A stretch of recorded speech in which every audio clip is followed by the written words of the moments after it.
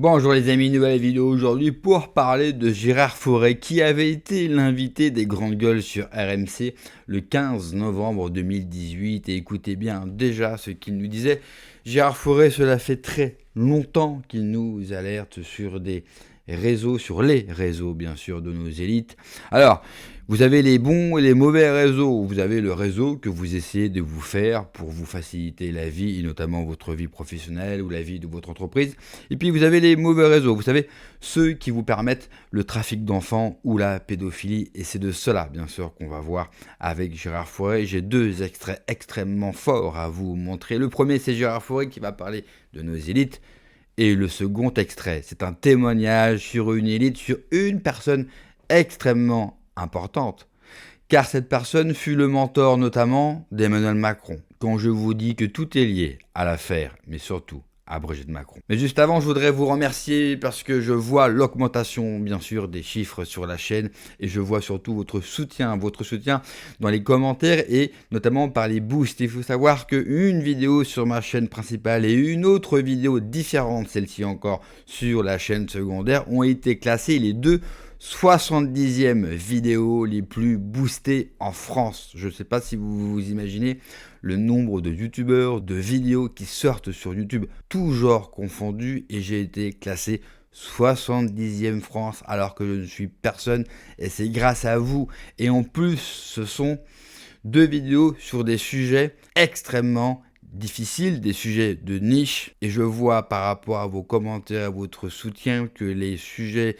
que j'aborde en ce moment sur la chaîne vous touchent, vous plaisent. Je sais que c'est des sujets qui sont difficiles, qui font mal au cœur. Je sais que cela peut paraître aussi pour certains répétitif. Malgré cela, eh bien, votre soutien n'a jamais été aussi manifeste et aussi fort. Donc je tenais bien sûr à vous en remercier et je remercie également les donateurs.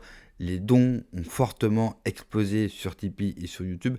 Ça a une importance considérable. Quand vous faites le nombre de vues que je fais sur YouTube, vous ne gagnez pas votre vie. Il faut faire au moins 50, 70 000, plus de 100 000 vues pour vraiment commencer à gagner votre vie très correctement sur YouTube. Ce n'est pas le cas aujourd'hui. Peut-être un jour, mais en tout cas, ce n'est pas le cas. Donc, encore une fois, merci pour tout. On regarde l'extrait et puis, bien sûr, n'oubliez pas de vous abonner, le pouce, le commentaire, le partage, le boost, mais ça, vous le faites extrêmement bien. On regarde l'extrait et on en parle juste après. Alors, Empire. les médias qui vous ont invité vous ont surtout parlé de la partie sur le Tout Paris. Moi, je vais vous parler de la partie d'avant, et notamment à un moment où vous parlez de la pédophilie. Alors, vous en parlez parce que vous, très jeune, enfin 17 ans, vous tournez dans un film. Grâce à votre père, il y a pas de souci, mais il y a des jeunes filles qui sont dans ce film. Et c'est des filles de juges, de magistrats. Et là, vous dites, je cite. Ils savaient que ces deux magistrats profitaient de leur impunité pour se livrer à toutes sortes d'exactions, parce qu'il était intervenu comme médecin pour réparer quelques dégâts chez les petites victimes. Tout à fait. Donc là, on est en train de parler de réfection d'hymen, on est en train de parler de quoi? Et on parle de pédophilie et de viol sur petites filles, c'est ça l'idée? Vous voulez vraiment en parler? Oui, je veux vraiment en parler, ouais. Ben oui, c'était viol. Alors, un des magistrats qui était président du tribunal de Tanger, c'était une grande personnalité, à l'égal de mon père, qui était le médecin-chef de la province. Mettez-vous devant le micro, Gérard. Oui. La médecine, c'était mon père qui l'a dirigé, qui chapeautait tout. Et ce président-là, il avait 8 esclaves chez lui. Des petits esclaves de 8 ans à 13, 14 ans. Et il les violait quand il voulait. Voilà. Et quand il faisait trop mal et tout, il appelait mon père. Quand il y avait des points de suture à faire, il appelait mon père. Mon père venait. Ah oui, mon père venait lui-même personnellement pour que les infirmiers et tout ne le sachent pas. Donc c'est mon père qui s'en occupait, mais à contre-cœur, mais il était bien obligé. Mais là sur ça, justement, précisément, les temps ont changé. Ah, au Maroc, je suis pas sûr. Hein. Ah non? Oh non, ah non. À partir du moment où c'est le pouvoir, on protège. Ça c'est sûr. Ça c'est sûr. Sauf qu'il y a eu un moment où Hassan II a réagi. Mais son fils, je pense pas. Il a réagi, Hassan II, il a mis un peu tout le monde en prison. Il y avait à Tanger un monsieur qui s'appelait Michel, un grand gangster, qui avait un bar, grand gangster, entre parenthèses, qui avait un bar là-bas et puis il vendait les petits-enfants à des grandes personnalités, notamment de la famille royale anglaise. Et parce que le prince Moulay Abdellah, qui était frère du roi Hassan II, était aussi homosexuel et pédophile. Donc à un moment, le roi en a eu marre, il a dit bon, tout ça, ça suffit. Il a renvoyé son propre frère qui avait violé 6 enfants et qui les avait fait tuer à Rabat. D'accord. Il l'a viré du Maroc et il s'est installé en Belgique. Le Moulay Abdallah, qui est mort du sida.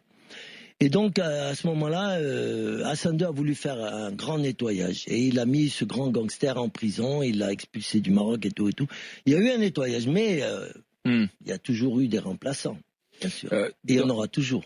La pédophilie au Maroc, elle est omniprésente partout.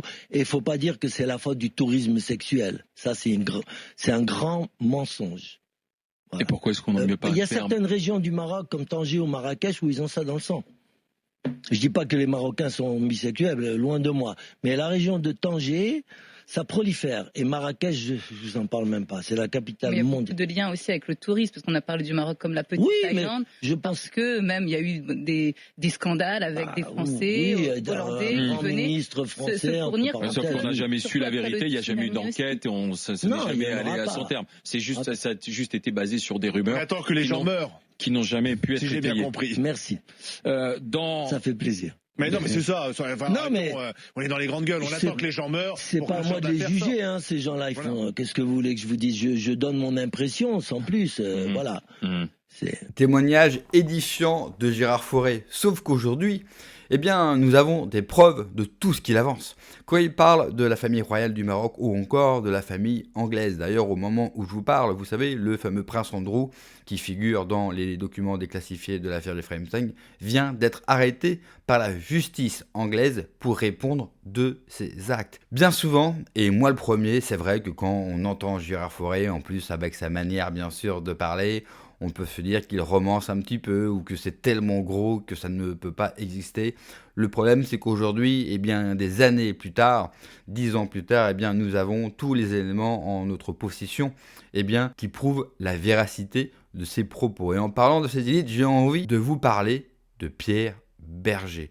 Pierre Berger, c'est une personnalité à gauche qui a notamment chaperonné et qui a fait en sorte de présenter le tout Paris à Emmanuel Macron, de l'aider à le financer pour devenir président. Je vous laisse écouter. Madame, monsieur, bonsoir. Après les révélations hollywoodiennes sur Harvey Weinstein, un nouveau parangon de la bien-pensance s'effondre. Pierre Berger, le mécène de la mode et amant du couturier Yves Saint Laurent, fait l'objet d'immondes révélations de leur ancien chauffeur, notamment des accusations pédophiles. Pierre Gobi.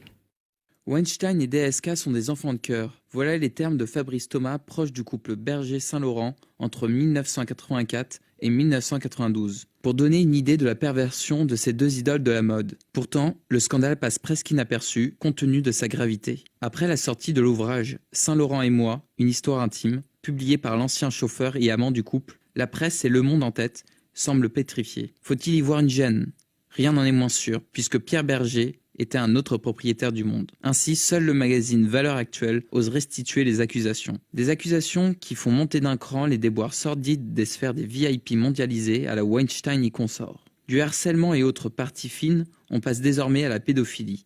En effet, dans son livre, Fabrice Thomas affirme avoir été témoin d'une relation sexuelle entre un intendant d'Yves Saint Laurent et un garçon prépubère dans le fameux riad de Marrakech des deux hommes. Choqué par la scène, le chauffeur aurait à cette occasion demandé des explications au couturier quant à la légalité de telles pratiques. Le héros des podiums aurait alors expliqué que dans la Palmeraie, il se passait bien plus de choses encore. Un récit qui fait écho au livre de Pierre Berger lui-même, où il écrivait en toute quiétude, je cite, « Comme ils étaient gentils et beaux, ces garçons marocains. Ils jouaient tous au football, avaient le corps musclé, on avait avec eux des rapports qui ne sentaient ni l'argent ni la vulgarité. » Si aucun lien n'a pu être prouvé, ces affaires rappellent les révélations de l'ancien ministre de l'Éducation, Luc Ferry, où il évoquait un ministre français exfiltré du Maroc après une sombre affaire de pédophilie. Dans ce cadre, le magazine VSD avait publié, sans apporter de preuves formelles sur le cas précis, qu'un prêtre ayant séjourné au Maroc évoquait en 2013 avoir eu vent de cas de prostitution de mineurs dans la villa Majorelle, la villa des amants Berger-Saint Laurent, expliquant qu'il avait recueilli des plaintes de nombreux parents. Après l'affaire, Berger avait balayé les accusations d'un revers de main en affirmant qu'il n'était pas pédophile et qu'il mettait au défi qui que ce soit de montrer des preuves. Ainsi, si poussière il y avait, elle a savamment été poussée sous le tapis. Pour autant, le caractère débridé des relations sexuelles des magnats de la mode n'est plus approuvée. À ce titre, Pierre Berger expliquait avec délectation sur France 2 en 2016 qu'à une certaine époque, les mœurs étaient plus libres, et spécialement au Maroc. À l'époque, la sexualité était plus débridée, on y faisait moins attention. Pour étayer davantage les propos de l'homme d'affaires, Fabrice Thomas, ancien amant du couple, explique qu'il avait dû avoir des relations sexuelles avec Pierre Berger pour obtenir le poste de chauffeur. C'était selon lui le sésame. L'homme, qui avait également des relations sexuelles avec Yves Saint-Laurent, explique que les deux hommes étaient très différents dans leurs pratiques, mais déviants chacun à leur manière. Il résume les choses simplement ainsi. Avec un, j'étais d'un côté du manche, et avec l'autre, j'étais plutôt de l'autre côté. Ces services devaient donc passer du masochiste au sadique. Fabrice Thomas estime d'ailleurs que la phase destructive de Pierre Berger a considérablement nui à la santé du couturier, tout comme la sienne. En effet, le chauffeur déclare avoir fait les frais des obsessions de l'homme d'affaires lors de séances d'humiliation où, attaché à quatre pattes par une laisse, il était fouetté par son patron, qui allait parfois jusqu'à lui uriner dessus. Des amusements qui, décidément, ont de quoi faire tache dans les pages du Monde. Et le Maroc revient encore une fois, bien sûr, dans toutes ces histoires-là. Alors, bien sûr, si vous avez des amis qui partent au Maroc, n'ayez pas de doute, ayez des doutes quand nos élites partent au Maroc. Et quand quelqu'un comme Pierre Berger fait la promotion d'un Emmanuel Macron, quand quelqu'un comme Pierre Berger se lie d'amitié avec Brigitte Macron, quand quelqu'un comme Pierre Berger fait tout pour qu'Emmanuel Macron devienne président, alors vous pouvez avoir de sérieux doutes sur Emmanuel Macron, mais surtout sur Brigitte Macron, qui est la personne clé dans ce couple et une des personnes clés dans de nombreuses affaires, car à mon avis, elle appartient, elle, à des réseaux. Et d'après les derniers documents déclassifiés dans l'affaire Jeffrey Epstein, on peut en avoir effectivement des doutes. Et vous le savez, depuis le début, je vous dis que les deux affaires sont liées. Et je suis persuadé qu'on va en apprendre plus dans les jours à venir. Merci d'avoir regardé la vidéo, les amis. N'oubliez pas, comme d'habitude, de vous abonner, le pouce, le commentaire, le partage et le boost également. Prenez soin de vous, que Dieu vous protège. Allez, ciao.